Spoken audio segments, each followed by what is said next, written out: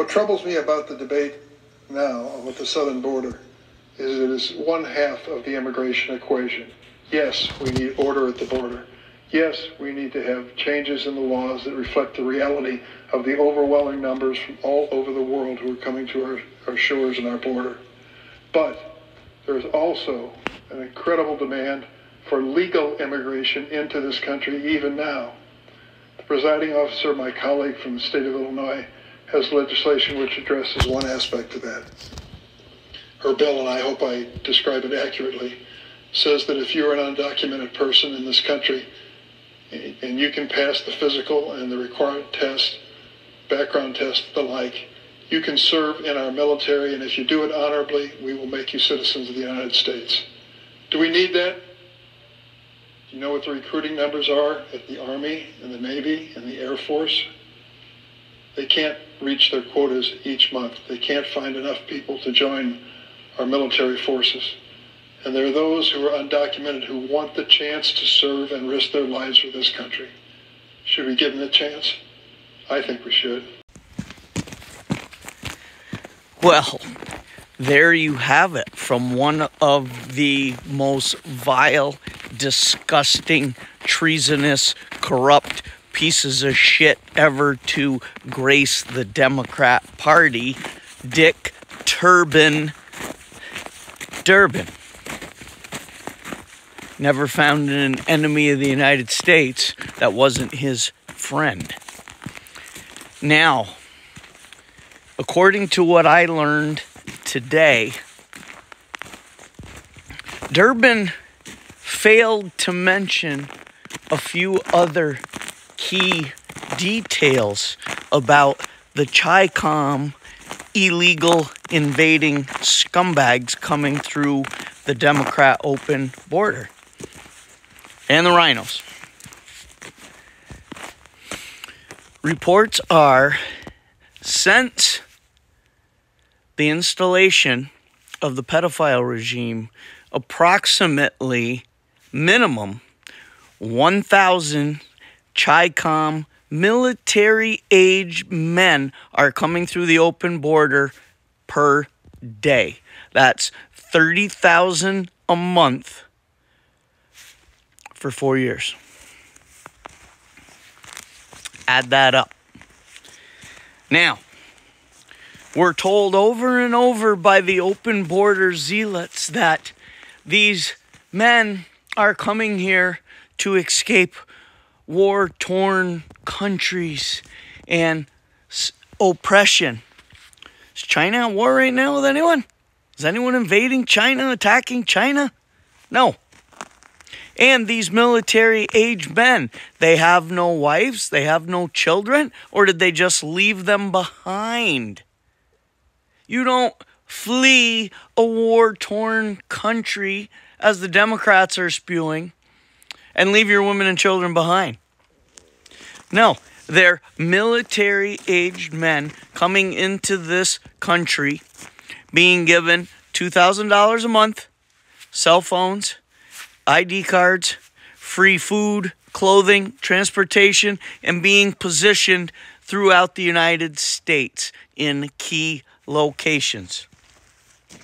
Many of those key locations are near U.S. power grid stations, military bases of all kinds, cesspool shithole cities, and other high-value targets. For years, during the traitor Barry Soetoro, Hussein Obama, Mike Bitch regime, another piece of shit, Newsom in California, allowed the Chi-Coms to come into the port of Long Beach with no U.S. personnel manning the docks, no inspections of any kind allowed. Offloaded from all these Chi-Com vessels were storage containers. The 8x20, 8x40 kind you see. I think everyone thinks Maersk comes to mind. Hundreds, thousands of them stacked on a single ship.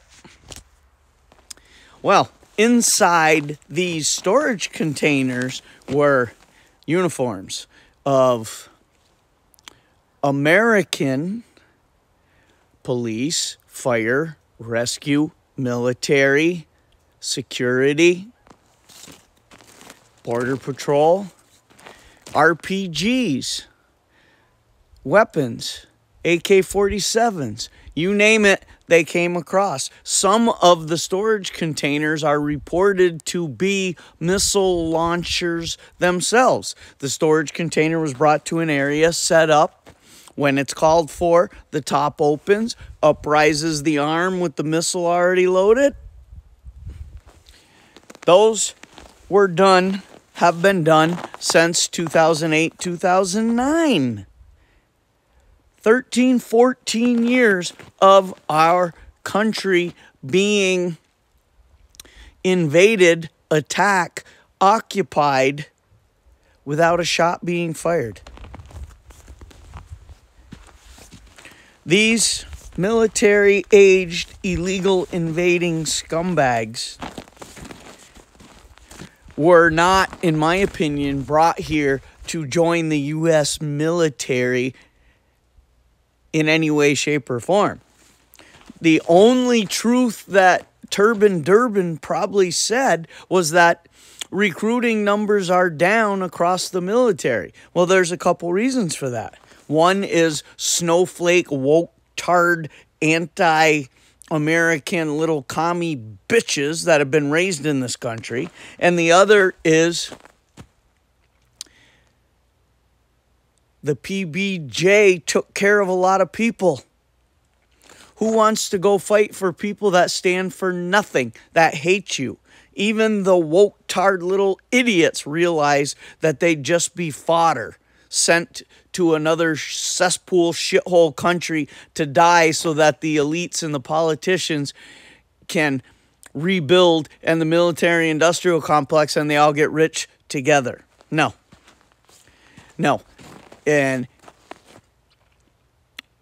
I believe they may be put into the military and then distributed throughout the U.S. to be the enforcers, or as people with more connections than me are saying, we are going to be exterminated.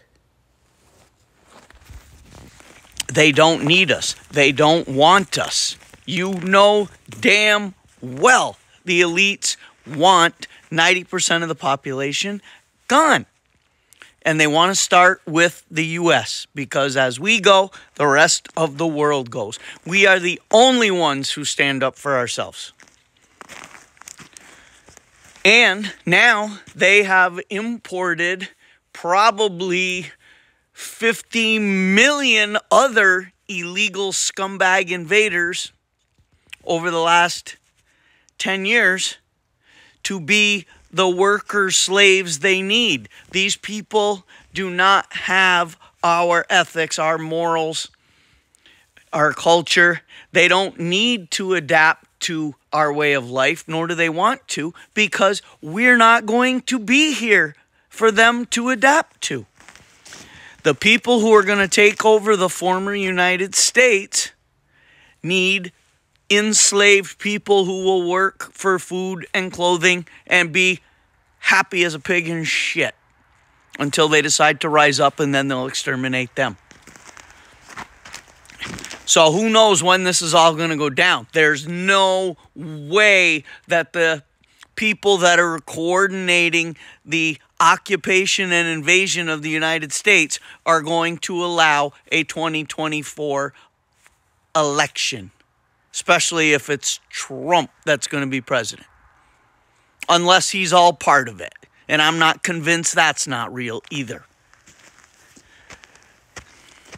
So the elites are doubling down on their bunkers, which is where some of this information is coming from. They are stockpiling 10 years worth of supplies. Now, one of two things with the elites. They've either think that somehow they're going to survive all this, so they're stockpiling 3 to 10 years like they know something. Or, sorry about that. Or many of these elites have aided in the invasion, occupation of the United States. And as a result of their treason and corruption, have been promised positions within whatever new hierarchy regime takes over the country. So now you fully understand why Democrats and Republicans are doing nothing to try and close the open borders. They have all been bought and paid for, promised positions which they're never going to live to see. As soon as whoever's doing all this gets set up the way they want, they're going to off those traitors. They know they're bought and sold. They know they can't be trusted because they just broke their sacred oath to their own country and their own people. You think they're going to be loyal to people who bought them off? They're going to line them up on the wall and make them art. Oh, and I wish I was going to be around to see it. So I'm going to keep preparing, but I'm going to be perfectly honest with everything I've learned today. What are we doing it all for? We're not coherent. Half the Americans believe there's a chosen savior coming in, white knights on a horse, and that there's a plan. Really? How you going to stop all that I just detailed? The other half are snowflake, woke-tard, socialist little scumbags who I don't want standing next to me fighting for anything. And those of us that are ready to go do something, right now, even if we could contact each other and be ready, where are we going? Who are we going after? Where are they? We don't have enough tool supply. They've got us every which way. I'm not giving up. I am going to take a few with me. I guarantee it. Even if I got to sit right here and they start coming up the drive. Whew. Maybe I'll feel a little differently tomorrow. Maybe I'll find more information within the next couple of days that gives me some hope. A little. I need a fraction of something that tells me something positive's going on. But when is the last time you heard that? Oh, well, I wanted to share it. That wasn't exactly a happy, joy post. Hang in there. I'll keep you updated. But for now, JT. Ooh, burned my knuckle. Signing off.